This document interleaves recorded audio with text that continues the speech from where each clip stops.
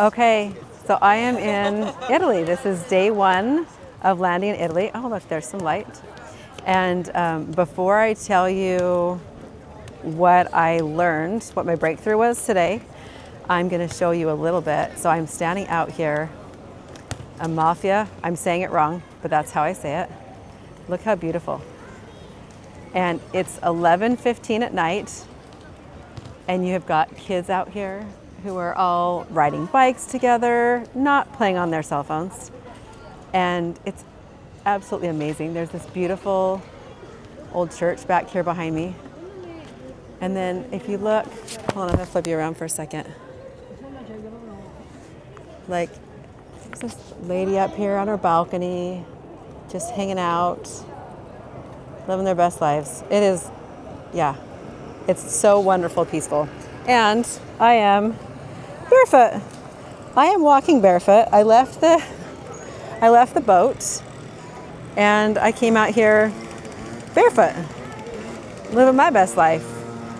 And on these beautiful cobblestone streets, the entire island is the exact same material on the streets. It's all this rock. And I just think how much time, this is probably the real estate part of me, how much time it took to place every single one of these rocks in stones. I mean, just rock stones. I don't know what you call it. I think it's absolutely amazing, and they're so beautiful. And just everything it's so beautiful. So yeah, I'm out here barefoot, walking around, and I'm going to share the breakthrough that I had actually right before I landed. So I'm going to flip this around. I don't know if you need to see me or you want to see the beauty. The mooring is all right here, the harbor. Kind of can't see it past the cars. So that's where the sailboat is. So today was day one, landed. It was 6:30 a.m. In Italy. It was midnight or 12:30 midnight back where I came from. And so in Idaho. So I've stayed up all day. I got 30 minutes of sleep on the plane, and I got 30-minute nap later in the day before we went to dinner, and that's all I've been running on. So I'm surprised I'm not asleep, but I'm excited to share this with you. Got all showered. Oh my gosh, cold shower. So that wakes you up too. Cold shower on the boat. Super amazing. Okay. So in this beauty, I'm gonna share with you something that I learned and a process, because what I'm going to be sharing with you is about the grace process, and this is the grace process in action. This is exactly what I'm going to be teaching you, and it's not something that you do once and then you stop doing. It's something that you do and then you continue to use the method in your experiences over and over and over again. And I'll give you this example, and it'll help you understand as you allow yourself to move through emotions and experience them and realize them. You move through them to the other side of them, and then you let go of them. People always say, how do I let go of something? And I always thought the same thing. How do you let go? How do you forgive? How do you move on? How do you, all those things. So I'm going to give you that process of how you actually do that. The reason why we're not doing it is generally because we don't know why we feel the way we feel. And then we also don't know, once we feel that way, what we're supposed to do with it. Especially when the way that we feel has other participants in the mix. So we feel a certain way, and it's not just us, it's something that maybe happened with somebody else. And so then what do you do, right? Okay, so when I was on the plane, I started to realize, so we were 2 hours from landing, and I took some quiet time. I put on my headphones. I put on some, hopefully that's not too loud with all the motorcycles going by. Anyway, so I put on my headphones and I started to think, just meditation music, and just think about how I was feeling at the moment. And what came up for me was I've been feeling pretty anxious. And I was feeling anxious, and anxious to me though, like I wouldn't say anxiety I mean, you could call it that, but really I felt a little anxious. I didn't know why. And I started to realize I was ruminating on people, specific people. And as I was ruminating on those people, I kept thinking like, I was over this, I'm over this. Why am I going back? Why am I going backwards? Have you ever thought that before? Like, why am I going backwards? So, as I looked at what I was doing, why I was doing it, this is what I actually came up with. So I'm going to read you a little bit of what I wrote because it's the most authentic. So it's been a while since I felt this uncomfortable. So true. I physically in my body have felt very uncomfortable. I'm on the plane to Italy. It's my plan. It's my journey. I'm so excited. I'm coming here for a month or who knows, because I only have a one-way ticket. So sometime I'll be coming home. And I don't have a place that I'm staying after I go sailing. This is my adventure and I'm excited for my adventure. So then if I'm excited for my adventure, why is it that I'm feeling uncomfortable? Because I chose this and I'm super excited about it, but I'm uncomfortable. So I sat with that discomfort. So sitting on the plane, and even for the past few days, my thoughts keep going back to places and to people that I used to seek comfort. And I was trying to understand. I said, I'm trying to understand why I'm going backwards in my mind. And then it hit me. I identified what I was seeking. I'm very uncomfortable. My nervous system is seeking comfort. My default and my old pattern was to find comfort in someone else.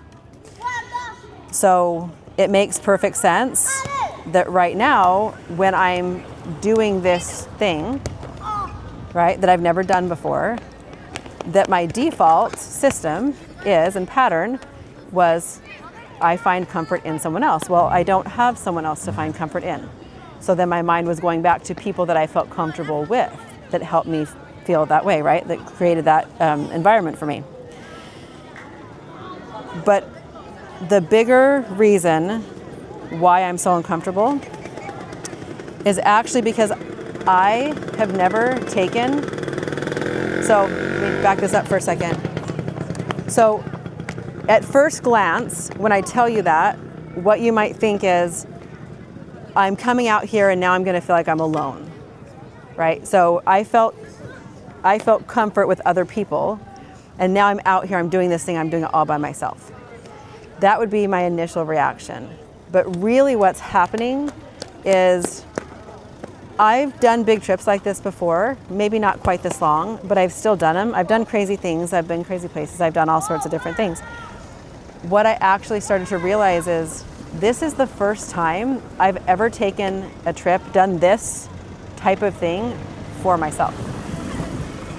So my whole premise and the book that I'm writing, it's on my way to you. Originally, I thought that was on my way to someone else, on my way to my husband one day, on my way to what? It's on my way to me. And part of that on my way to me is every time I've taken a trip or done something like out of my realm, it's been to someone else. And this is the first time I've ever done something and it's been for me. So it makes perfect sense why my body is like, this is uncomfortable. This is not a known pattern. And so you're going to feel this way. My nervous system wants to seek for comfort. Okay, so if we stay in our past pattern of behavior, then I would reach out to past people to find the comfort, which keeps us in the pattern, keeps us stuck in the pattern. So how do you break the pattern? All right, so as I started to feel into what I was realizing and this underlying need to feel loved and feel safe with and by someone else, I started to cry. And it wasn't like sad tears, it just was emotion in my body that needed to be released. So had some tears coming down my face. And then as soon as I started to realize this is for me, and I'm a little scared, I've never done something only for me before. And isn't it interesting how uncomfortable it is to take care of me just because I love myself and I want to? It makes my tears come down my face. It makes me cry now again. I've never just taken care of me because I love me. But I've come to this place of self-love where I know what it feels like to love me and not need that from something outside of me. That doesn't make it go away that you want people in your life. However, when I come to this pattern of behavior where I would try to fill that void with someone, something else, this is how you solve it. I'm gonna sit in it and just feel it. And let my nervous system and this new version of me know that I'm safe and I'm loved and I've got me and God's got me. And I noticed my pattern. And as I told myself, and literally said that to myself in my brain because I was sitting on a flight, but I just tell myself that. I've got me, I'm safe, I'm loved, God's got me. That's all I need. That's all I need. That doesn't mean that one day I don't want my companion. It's not void of that. And